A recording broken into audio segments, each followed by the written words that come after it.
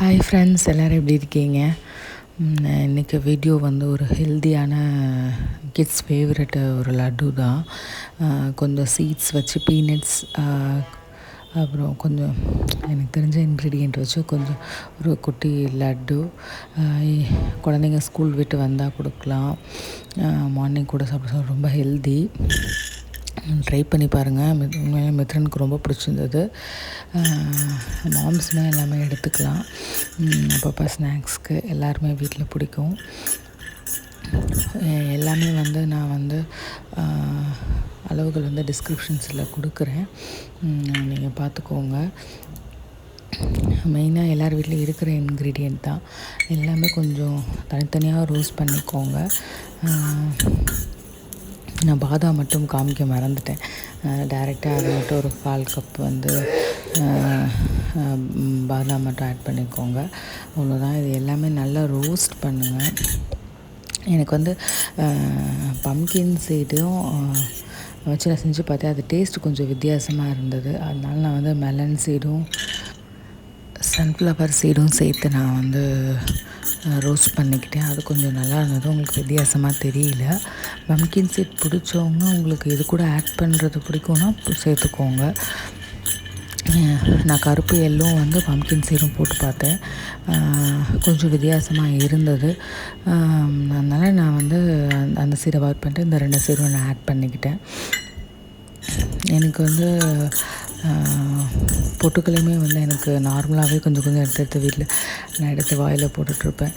அதனால் எனக்கு பீனட் கூட பொட்டுக்கடலை இதெல்லாம் சேர்க்கும் போது ரொம்ப பிடிக்கும். சும்மா ஒரு 15 மினிட்ஸில் நீங்கள் செஞ்சிடலாம்.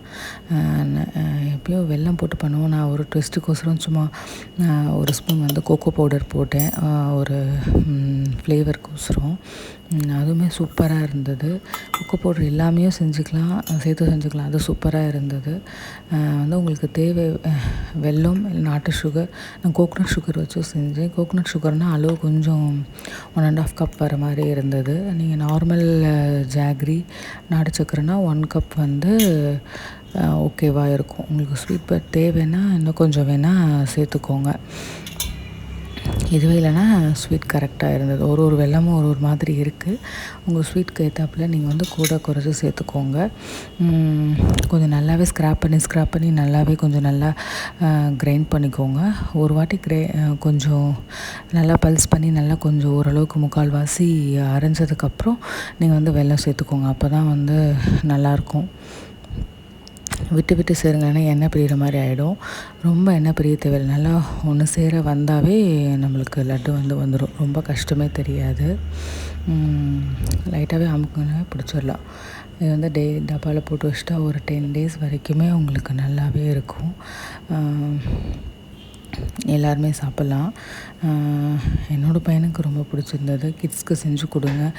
சாக்கோ ஃப்ளேவர் இருக்கனால கண்டிப்பாக எல்லோரும் சாப்பிடுவாங்க. ட்ரை பண்ணி பாருங்கள். சிம்பிள் ரெசிபி தான். அவ்வளோதான். வீடியோ எண்டுக்கு வந்தாச்சு. சேனல் ஆரம்பித்து 1 year ஆச்சு. இன்னும் நான் சப்ஸ்கிரிப்ஷன்ஸ் நான் இது பண்ணல. எனக்கு தெரிஞ்ச வீடியோஸ், எனக்கு தெரிஞ்ச இதெல்லாம் நான் வந்து ட்ரை பண்ணிகிட்ருக்கேன். இன்னும் அவ்வளோவா ரீச் ஆகலை. சப்போர்ட் பண்ணாதவங்க சப்போர்ட் பண்ணுங்கள். தேங்க்யூ ஃபார் வாட்சிங்.